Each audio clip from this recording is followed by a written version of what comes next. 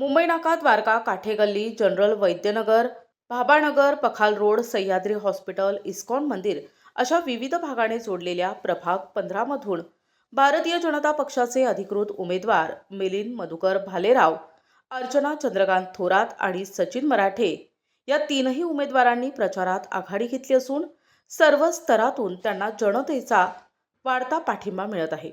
तीनही उमेदवारांना नाशिक महानगरपालिकेच्या नगरसेवकाचा अनुभव असून त्यांनी केलेल्या विकास कामांच्या जोरावर जनता पुन्हा त्यांना महापालिकेच्या सभागृहात पाठवेल अशी अपेक्षा कार्यकर्त्यांनी व्यक्त केली आहे। सचिन मराठे, अर्चना थोरात, मिलिंद भालेराव यांनी मागील 5 वर्षांच्या कार्यकाळात केलेली विकास कामे जनतेसमोर ठेवून भाजपचे हे तीनही अधिकृत उमेदवार कमळ चिन्ह घराघरात पोहोचवत आहेत।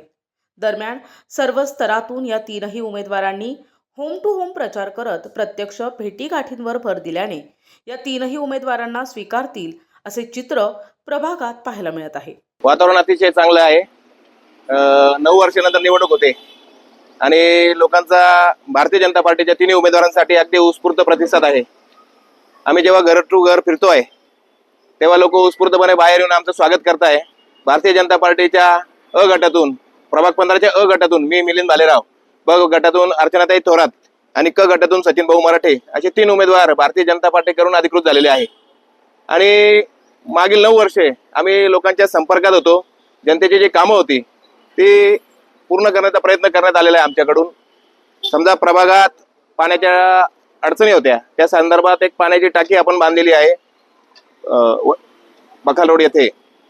त्याच्यानंतर रस्ते जे होते काही ठिकाणी खराब होते, त्या रस्त्यांचे कामं झाले, ड्रेनेजचे कामं झाले।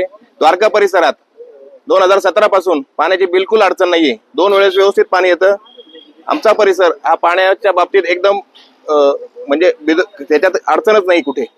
आणि राहिलेली जी कामं आहे ती आता आम्ही येणाऱ्या पुढच्या काळात आपल्या परिसरातील लोकांच्या पाठिंब्यावर निवडून आल्यानंतर आम्ही ती कामं पूर्ण करण्याचा प्रयत्न करू आणि त्याबद्दल आम्ही कटिबद्ध आहोत। आपण सर्वांना विनंती आहे की भाजपाच्या तिन्ही लोकांना निवडून द्या आणि आपल्या प्रभागाचा विकास करून घ्या। अनुभव आहे कामाचा, जनतेपर्यंत पोहोचा। आता महिला आहात, कुठले प्रामुख्याने पुढचं 5 वर्षांचं महिलांसाठीचं विजन असणार आहे? महिलांसाठी खूप अशा संकल्पना आहे। प्रभाग असा सुसज्ज आहे की आमचे भारतीय जनता पार्टीचे जे उमेदवार प्रभागात पोहोचले नाही, आम्ही तिथे आमची वाट बघत आहे आणि नागरिक आमच्या बरोबर आहे, त्याचा खूप अभिमान वाटतो आहे। कारण किती उमेदवार फिरून गेले तरी आमच्या तीनही उमेदवारांची महिला भगिनी वाट बघताय।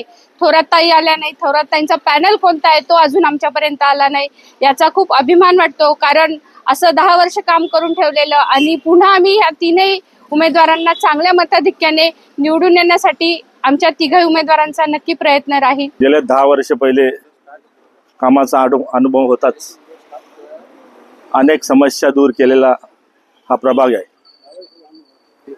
प्रभागात सुज्ञ नागरिक आहे, त्यांना माहिती आहे कोणाला मतदान द्यायचं कोणाला नाही।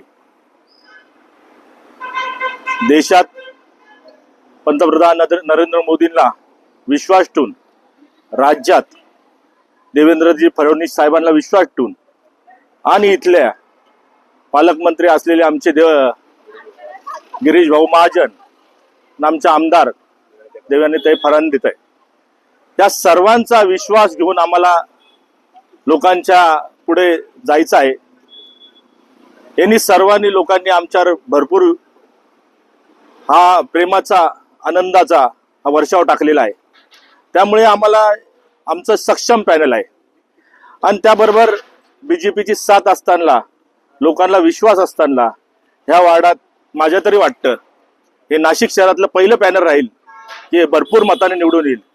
मी राहो, अर्चनाताईंना 10 वर्ष झालेले, मला 10 वर्ष झालेले, मिलिंद भाऊला काम करता करता 5 वर्ष झालेले, असे तिन्ही उमेदवार हे सक्षम आहे आणि या सक्षम उमेदवारांना लोकांना विश्वास आहे, त्या जनतेपुढे खरे ठरलेले। त्यामुळे आम्ही तिन्ही उमेदवार बहुमताने निवडून येऊ हीच सर्व जनतेच्या करून म्हणजे जनतेला प्रार्थनाच करतो। नक्कीच जनता आमच्यावर विश्वास टाकून आम्हाला भरपूर मतांनी निवडून देईल हीच सगळ्यांना आम्हाला तर पाहिजेच आहे। कारण की आज 7-10 वर्ष झाले आमच्या विभागाचा काही प्रवेश नाहीये, विकास नाहीये, तर आम्हाला तर सचिन भाऊ तर हवेच आहे यावर्षी विकासासाठी, की आम्हाला त्यांच्या हक्काने भांडता येतं। मेन म्हणजे त्यांच्या तिकडे जाता येतं, भाऊ हे काम आमचे पेंडिंग आहे करून द्या, तर ते भाऊ आमचे सगळे काम त्यांच्या जोडीला 2 उमेदवार पण आहे अजून. त्यांचं पण आहे अनुभव आम्हाला, ते पण काम करतातच. कारण की यांना तर म्हणजे आता बरेच वर्ष झाले या प्रभागात आहेच या आपण आणि आहे करता काम.